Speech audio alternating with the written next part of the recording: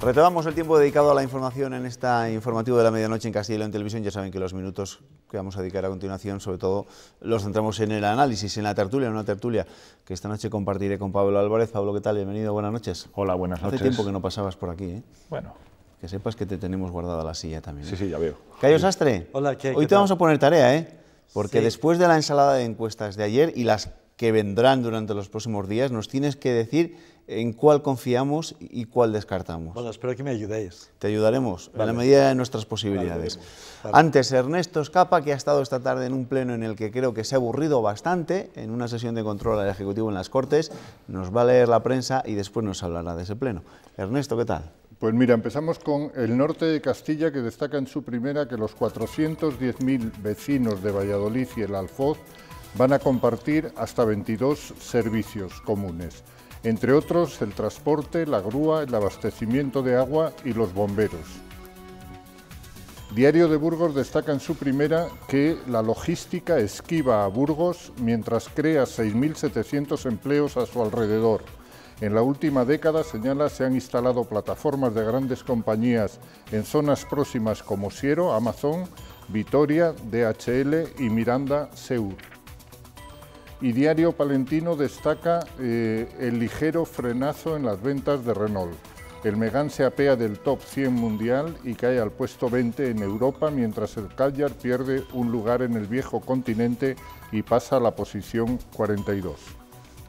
Diario de León destaca en su primera la muerte de una vecina de Benavides de Órbigo que murió en Valencia tras comer setas en un restaurante, el restaurante RIP, que cuenta con una estrella Michelin.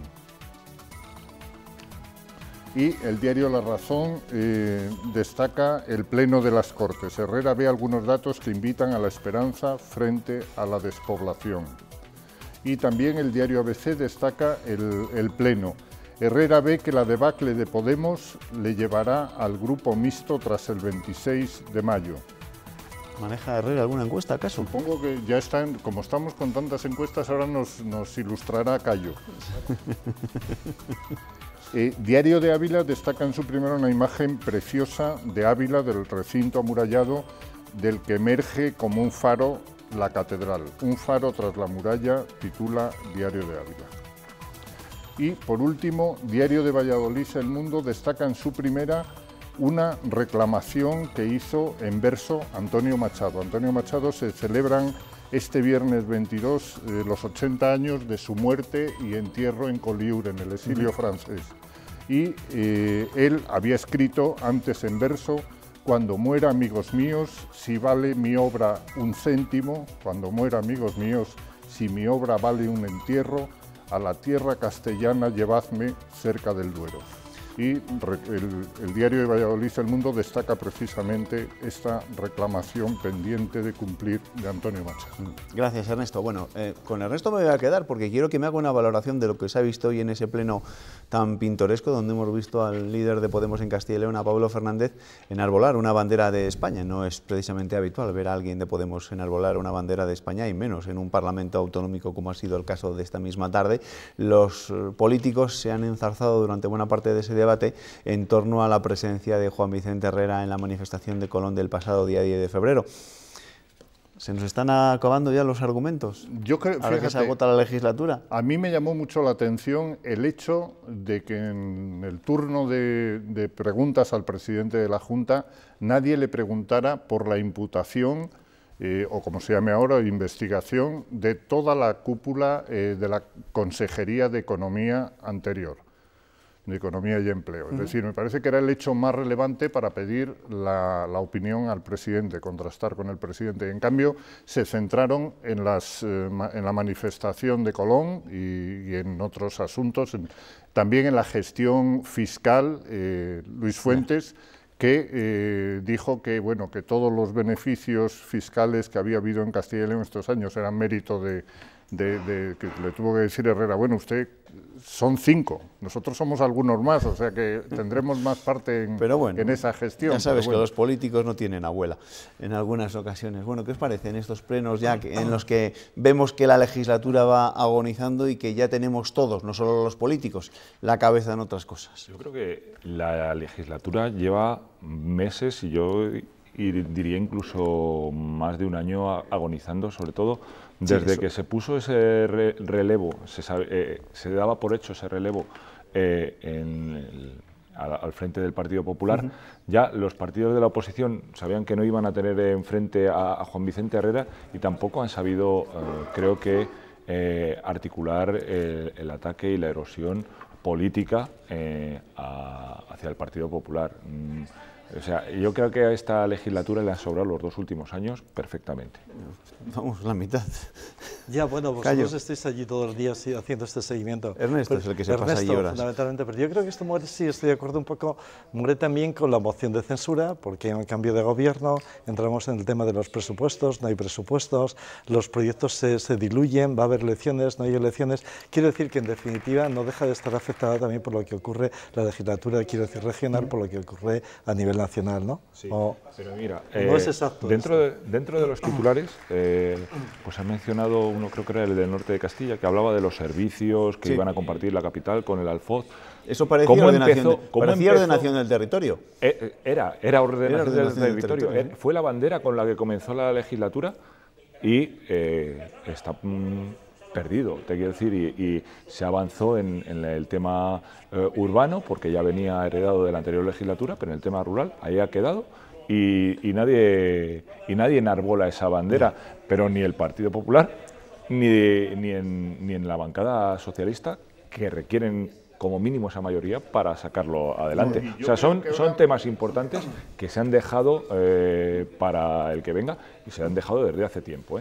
Como señala Cayo, yo creo que uno de los problemas de la política autonómica es su condición vicaria respecto a la política nacional.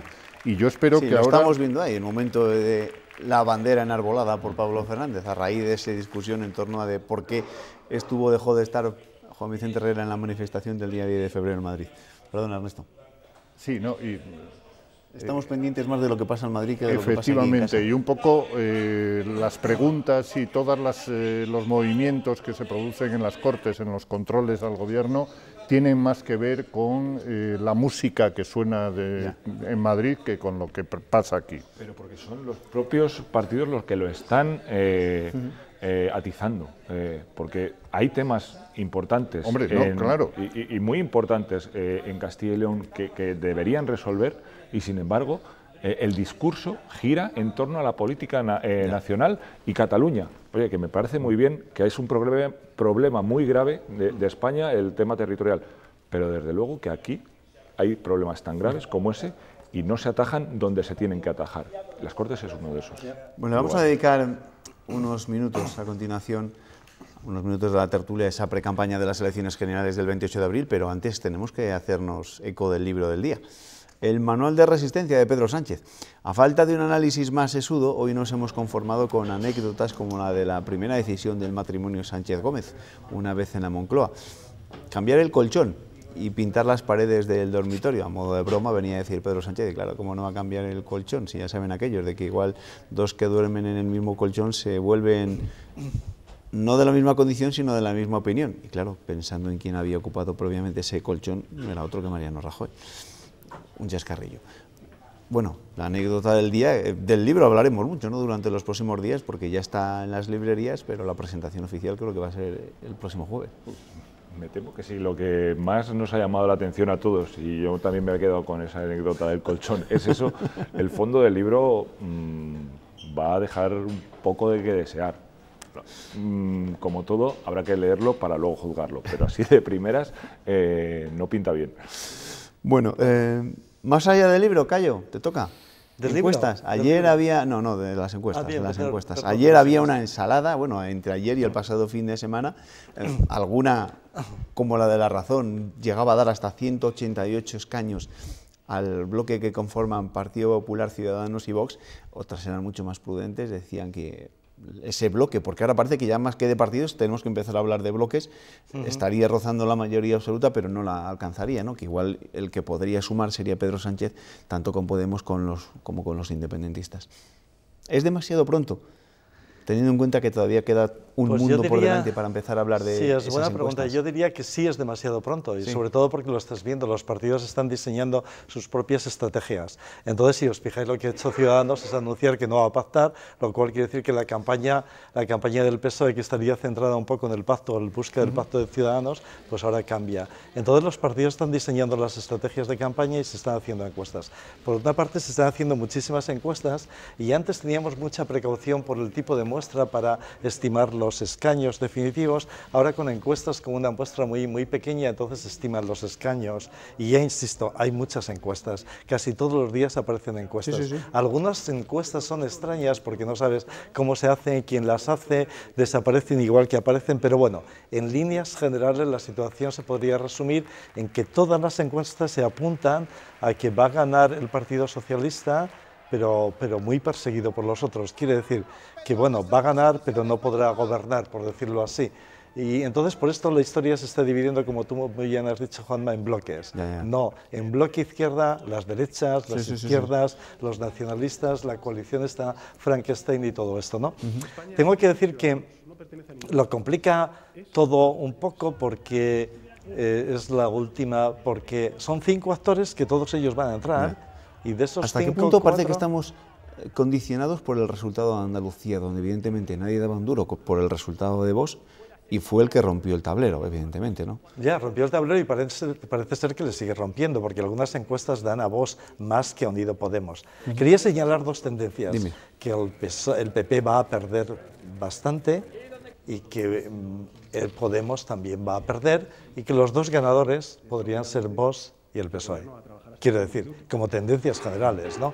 Hombre, Ciudadanos también. A Ciudadanos también le da un resultado importante. No tanto como igual se dice muchas veces en las encuestas, pero el crecimiento es significativo. Sí, digo Vox porque de no tener nada a darle 30 diputados a algunas encuestas, pues bueno, quiero decir, es un panorama inesperado. Pablo, pero no sé, me ibais a ayudar con esto en las encuestas. Entonces, Pablo, ¿te crees alguna? Teniendo sobre la mesa la voz autorizada, no, bueno, me callo. Nadie está autorizado.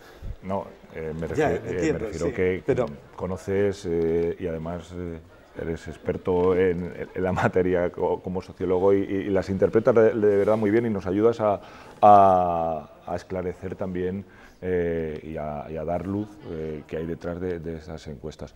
Creo que coincido en esos análisis con tu opinión, esas tendencias donde esa atomización del voto en la derecha pues va a perjudicar al partido mayoritario, en este caso al Partido Popular, y la duda es si esa atomización, o sea, ese reparto de los votos a estos otros partidos, que ahora mismo son más pequeños, pues le servirá para mantener un bloque de derechas suficiente, o le resta lo suficiente al Partido Popular como para que pierda escaños en determinadas circunscripciones, pero no consiguen los votos necesarios para ellos conseguir ese escaño, con lo cual favorecería a la izquierda. Y esa apelación al voto útil creo que se va a utilizar mucho por parte del Partido Popular. Que mañana, por cierto, vamos a hablar de encuestas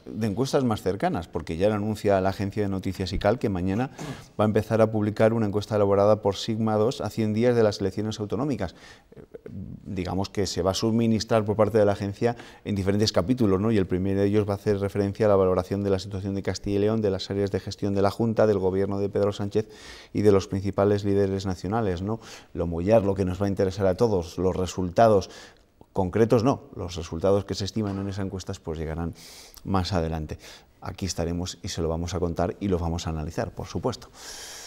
Hoy hablamos de los mensajes de la precampaña y del manual de resistencia de Pedro Sánchez. Por el libro hemos conocido que su primera decisión cuando llegó a la Moncloa fue esa, cambiar el colchón. Y claro, eso le ha dado argumentos a nuestro quinto tertuliano para meterse en política, en fin. No puedo pegar ojo, Juanma. He decidido presentarme a las elecciones. Tengo todo lo necesario. Tengo un colchón. Me presentaré mañana, que no son horas. No, no son horas. Bueno, tiene su colchón, Nieto también tiene su propio libro, o algún que otro libro. Últimos días en el juicio por las prejubilaciones de Caja Segovia, las acusaciones particulares piden de 17 a 42 años de cárcel para los 6 exmiembros del Consejo de Administración. Por su parte, la Fiscalía ha pedido el sobreseimiento del caso, al entender que no existe delito, aunque esas prácticas se pueden considerar amorales. El abogado de la acusación particular ha defendido en su informe la ocultación de información a los consejeros y la expropiación de fondos de la entidad con el plan de prejubilaciones.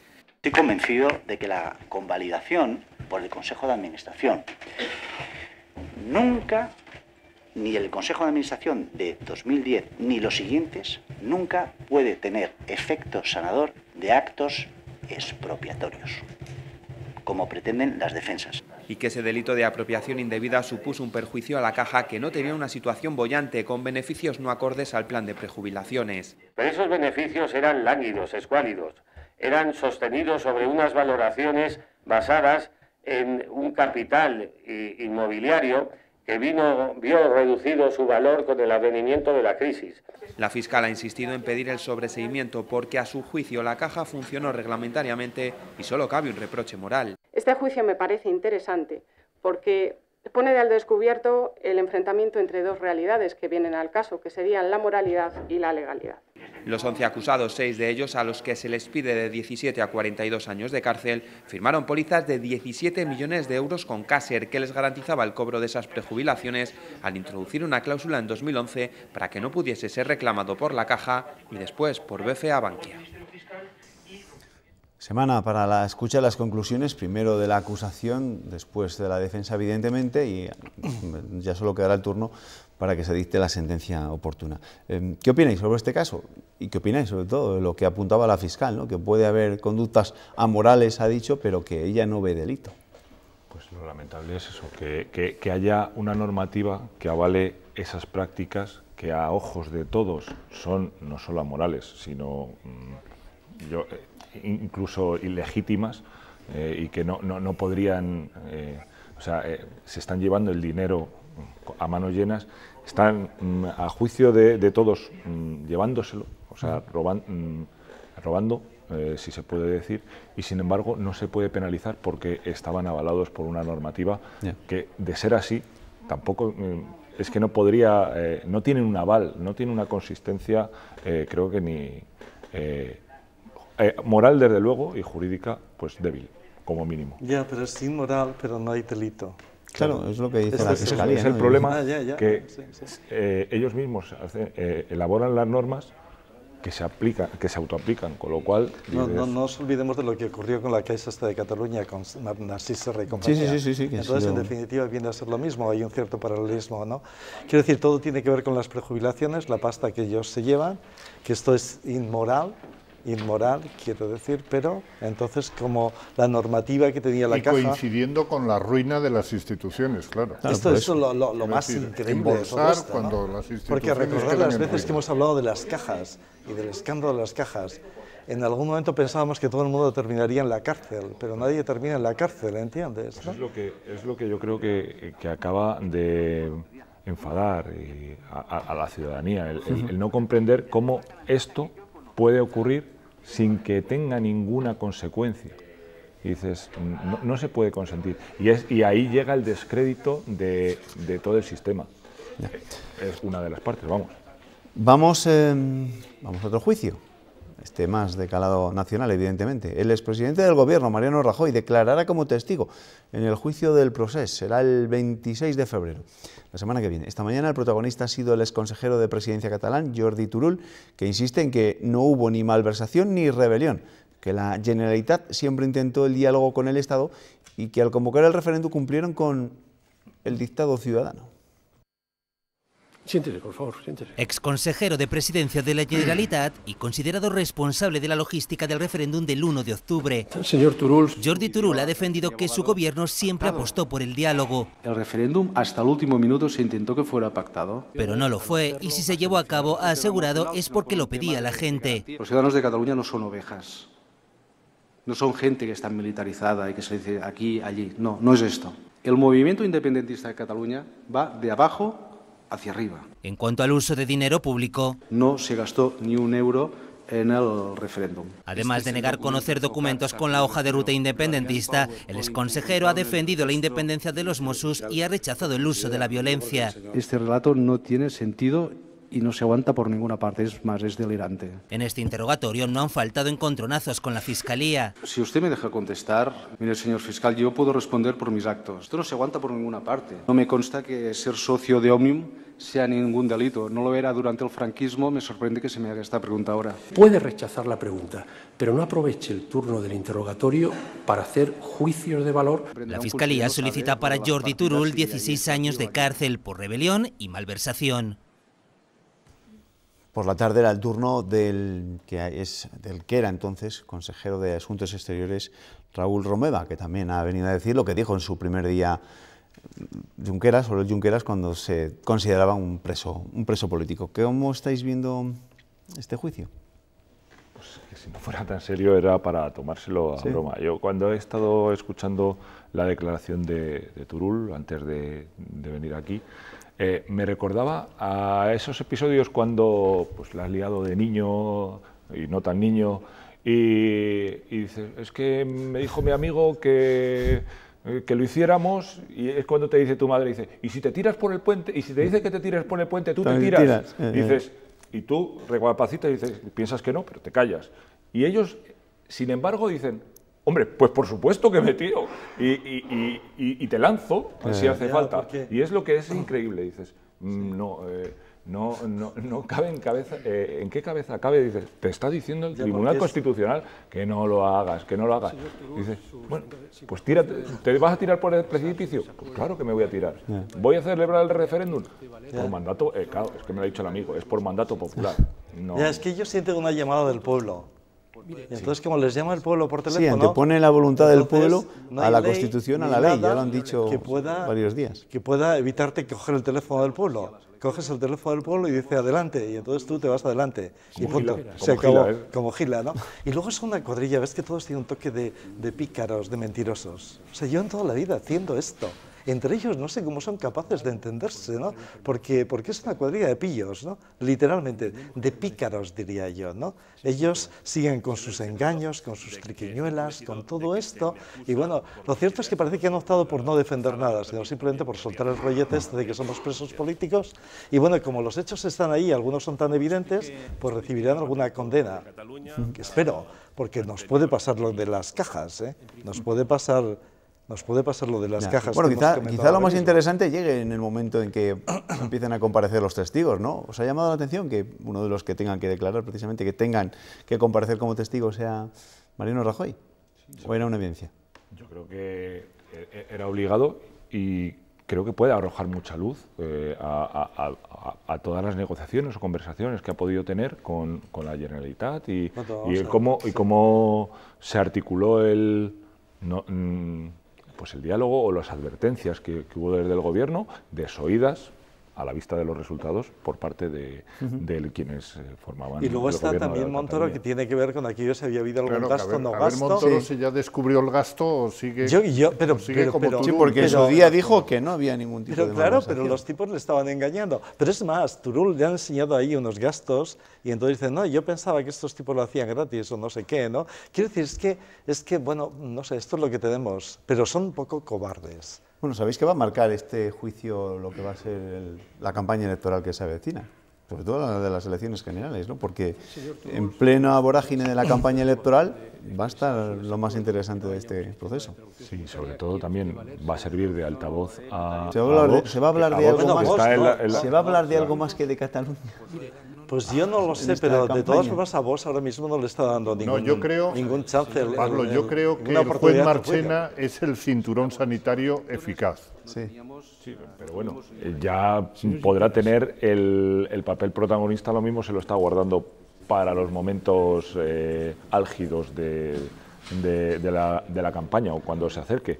No obstante, yo creo que Cataluña va a ser papel clave. Y hablabas antes, cuando estábamos mencionando las encuestas, del efecto Andalucía por la irrupción de Vox, es que en las elecciones generales van a seguir jugando un papel fundamental los independentistas, los partidos independentistas, con lo cual pues habrá que ver. Y un detalle, Pablo, aunque hoy Sánchez dice que no les conoce, porque sabes esto últimamente, entonces los otros dicen que te buscamos para la siguiente vez. Lo difícil será los pactos postelectorales, ¿no? Porque ahí ya es un tema mucho más complicado, ¿no? No es una moción de censura, sino que hay que hablar de cosas más serias, ¿no? Y sobre todo nos tenemos que acostumbrar que a lo mejor puede, no sé, es que también ha estado los de Vox en la razón, y entonces decía que algunos formarán gobierno con nosotros. ¿Recordáis que habéis dicho esto, no? Nos tenemos que acostumbrar a lo que ocurre en algunos países, pues que el cuarto termina siendo el presidente del gobierno. No sé, no. Morgen, ese es el sueño de Ciudadanos en muchas ocasiones. No, pero esto era lo de Bélgica. Ya, no, lo de Dinamarca, sí. El primer ministro es una coalición de partidos, un pacto de partidos, y ese era el cuarto. Bueno, mientras no tengamos que volver a repetir las elecciones, que ese es otro escenario posible, o sea que tampoco lo descarten, ya estén preparados para cualquier cosa. Pablo, gracias. Callo. Gracias. Buenas noches, encantado. Que te vaya bien, vaya con los sociólogos, menudo jaleo que vais a tener durante los próximos meses. Vais a tener que hilar muy, muy fino. No sé, también se descubrirá después que hay encuestas falsas también. Eso sí que es verdad. Ernesto, aquí te espero mañana. ¿vale? Hasta mañana. Hasta mañana. Y a ustedes también les espero mañana. Ahora les dejo con Cristina López de Val y la información meteorológica. Y recuerden, a las 7:30 de la mañana, Antonio José Renedo nos contará cómo se despierta este miércoles Castilla y León. Gracias. Quedaos.